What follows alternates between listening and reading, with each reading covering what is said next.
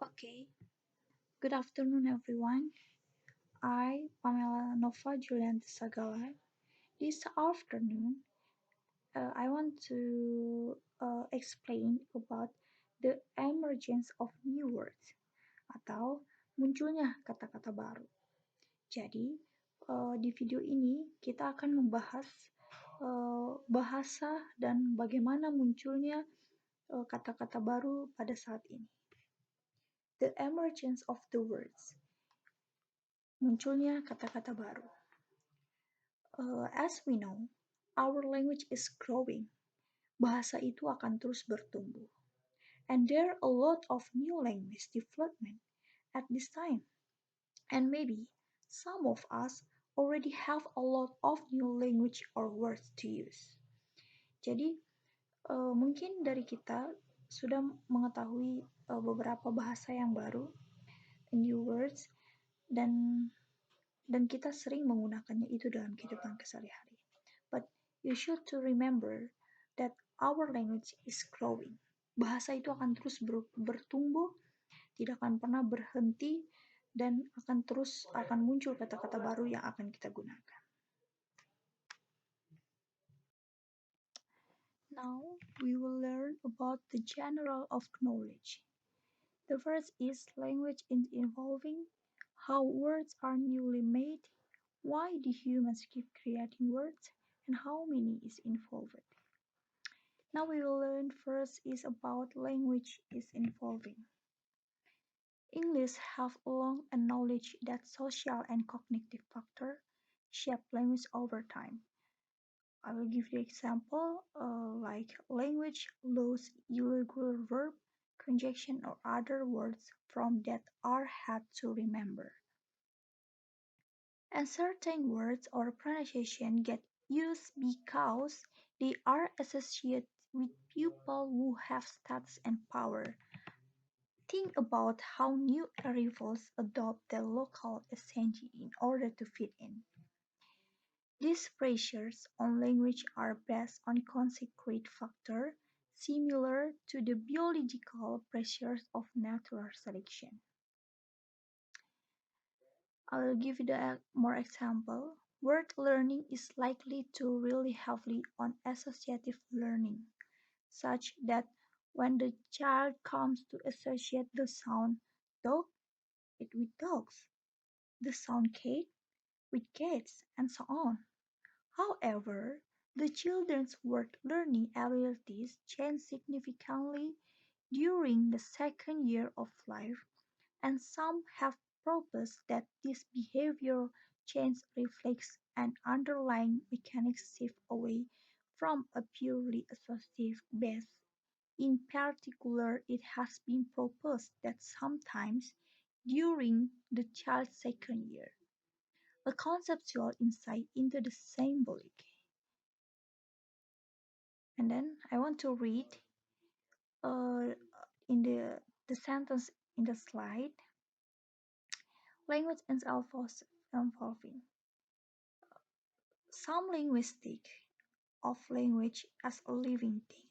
It grows and changes. And every time a child learns it, the language reproduces itself. Now, a team of researchers is using the analogy of evolution to explain language change, arguing the key factor biological evolution, like natural selection and genetic drift, have parallels in how language changes over time. And it turns out that the random change known as drift in biology may have played an outsider role in the evolution of the English language. We will learn about how words are newly made. But first, I want to ask the question, how are new words created? Okay, let's reread. The English language has developed over centuries, and many of the words we use today have come about from one of two oversetting sources, involving words from English or English adjacent languages themselves, or deriving from learned words of other language. So this is the steps. The first is by creating from scratch, atau bisa dikatakan dengan membuatnya dari awal. By adoption or borrowing, dengan adopsinya atau melakukan pinjaman. The third is by adding prefix and suffix, dengan menambahkan awalan atau suffix.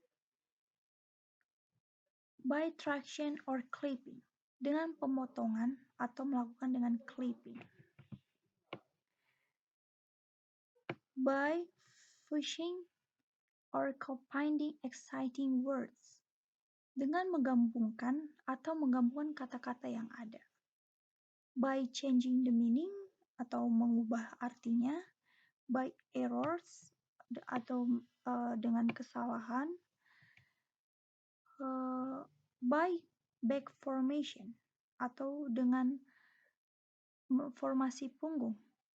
Or by elimination of sounds, dengan meniru suara. Or by transfers of proper nouns, atau dengan mentransferkan kata-kata benda yang tepat. Do you know the facts? Most new words are actually all words in different forms or with phrase function. Sometimes we often think about word formation as something that happened centuries ago, but in the facts, it's something that continues to this day. Language is constantly evolving and expanding. Language is constantly evolving and expanding.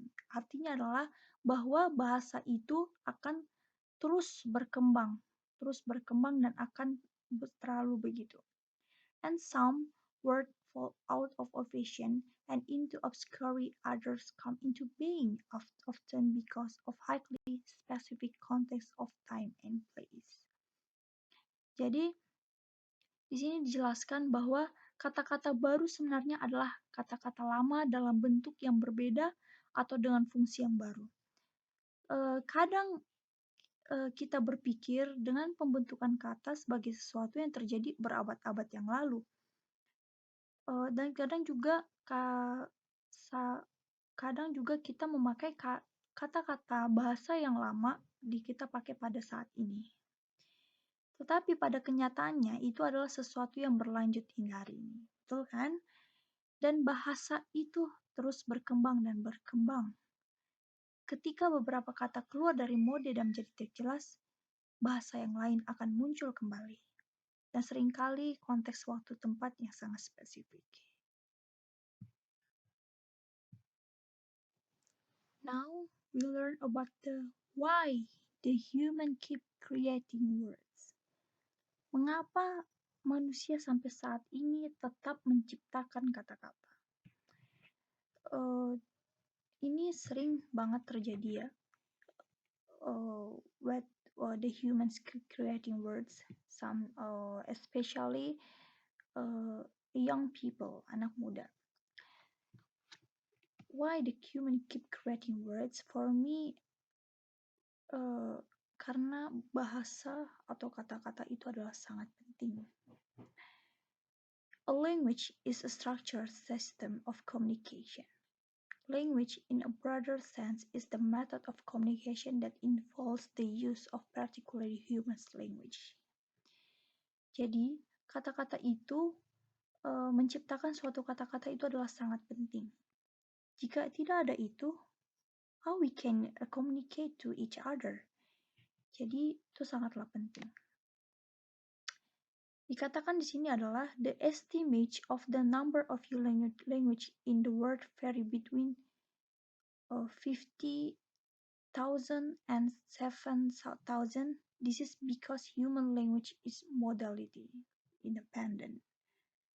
Jadi sudah banyak sekali ya kata-kata yang sudah diciptakan oleh para orang-orang untuk menjadi bantuan bahasa kita sehari-hari. The estimates of the number of human language in the world vary between 5,000 and 7,000. Because, however, any precise estimate depends on the arbitrary distinction between language and dialect.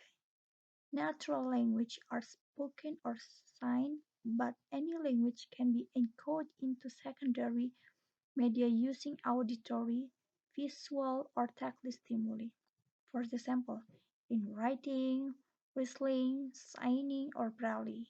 This is because human language is modality independent. Ya, jadi bahasa manusia pada saat ini di dunia itu bervariasi antara sampai 5.000 sampai 7.000. Itu tergantung perkiraan yang tepat atau perbedaannya antara bahasa dan dialeknya. Jadi seperti itu, tetapi bahasa apapun dapat dikodekan ke media sekunder menggunakan rangsangan pendengaran visual atau sentuhan. Misalnya mungkin secara tertulis, bersiul, menandatangani, atau braille. Ini karena bahasa manusia adalah modalitas atau independen.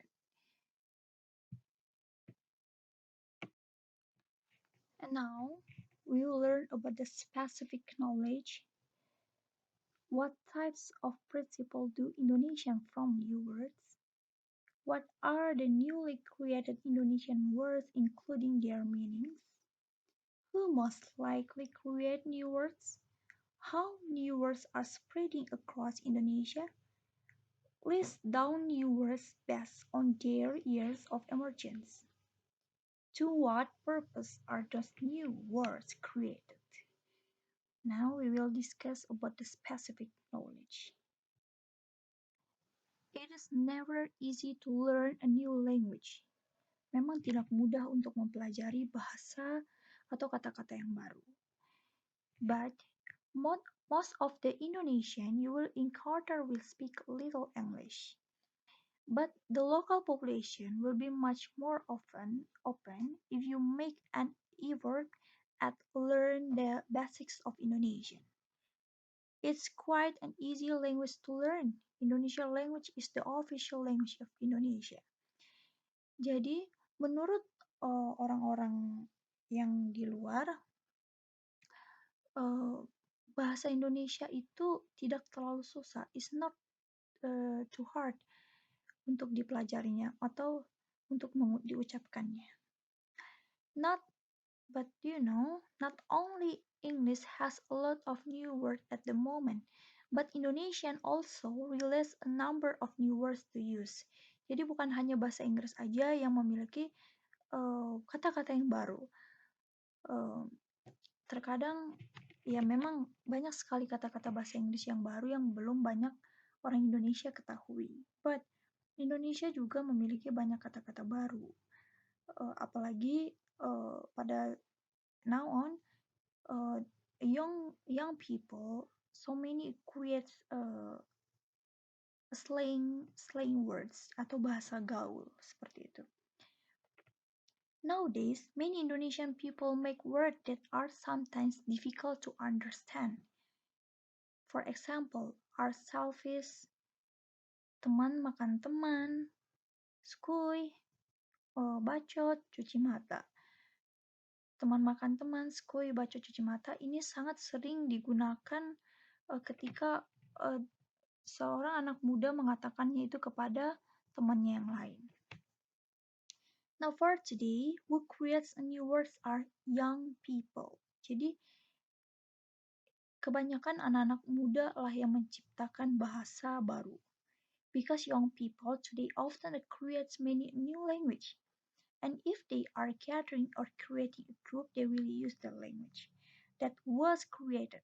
And now everyone must have the technology and social media like Instagram, Facebook, Twitter, and others. Start spreading a new words. Dari situlah ketika anak-anak muda pasti semuanya sudah memiliki banyak sekali teknologi atau mungkin mereka semuanya memiliki banyak sosial media yang mereka punya. Mereka akan saling sharing, mengatakan satu sama yang lain sehingga itulah terjadi the spreading a new words, menyebarnya bahasa-bahasa yang baru atau kata-kata yang baru. When there are many new Indonesian words And maybe some of us already know this word. For example, is uh, pramusiwi, artinya baby sister. Pramusiwi itu artinya baby sister. Ya, kita udah tahu ya baby sister itu apa. And next is teticus. Teticus artinya adalah mouse. Mouse itu ya kita sudah juga mengetahuinya yang sering kita gunakan dalam mengatur laptop. Luring artinya adalah offline. Daring artinya online. But in 2020, a lot of new words emerge. For example, yeah, uh, like social distancing, self-isolate, physical processing, WFR, work from home, for heart thermometer. But now I want to share my experience. Um, when my experience is I don't understand about the shortened language. Saya terkadang dulu saya tidak mengerti dengan bahasa-bahasa yang dipersingkat atau bahasa-bahasa yang sering diucapkan pada anak-anak muda. When I was in semester 1, my friends invite me to go to the mall. Yeah, they said, "Fam, ayo kita cuci mata," kata gitu kan. Kalau misalnya, but in English, "Fam, let's wash our eyes to going to the mall." I think I thought, what should I just wash my eyes to the mall? Even in the dorm, I can wash my eyes. My friends look at me. My friends say that I'm not a slang. From here alone, that the language is very fast flowing and has many meanings, right? Jadi saya dulu tidak mengerti kayak cuci mata. Yeah, I think that I can wash my ass in the dorm. That's my experience. Learning a new language or just listening to it's not young, but as time goes by, learning a new language is very important. We will use it and we will have new knowledge from before that we didn't know. Jadi, untuk mempelajari bahasa baru, mendengarkan bahasa baru itu sangatlah penting karena itu sangat kita akan menggunakannya itu dari pengetahuan yang belum kita dapatkan itu sebelumnya. Kita jadi tahu bahwa ada kata baru yang seperti ini yang saya belum ketahui. Jadi learning a new language or just learning to is not young, but as time goes by, learning new language is very, very important. We will use it and we will have a new knowledge from before then we didn't know. Indonesian slang language atau bisa dikatakan adalah bahasa gaul is not an official language of Indonesia. However, it is a modified form of the Indonesian language and is widely used for everyday communication and informal situation. Sometimes it is mixed with formal Indonesian informal situation, except during state ceremonies, business meeting, and sacred prayers. A number of Indonesians sometimes speak a mixture of Indonesian slang and formal Indonesian in everyday conversation and informal situation. Jadi sudah jelas dikatakan di sini bahwa bahasa gaul atau Indonesian slang itu bukanlah bahasa yang formal, tetapi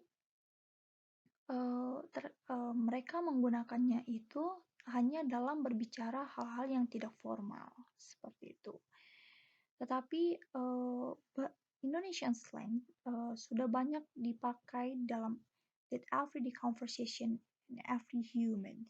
They use the Indonesian slang to communicate to each other. Jadi sudah tidak yang bukan hal biasa lagi, yang jadi mereka sudah sering menggunakan bahasa-bahasa seperti itu.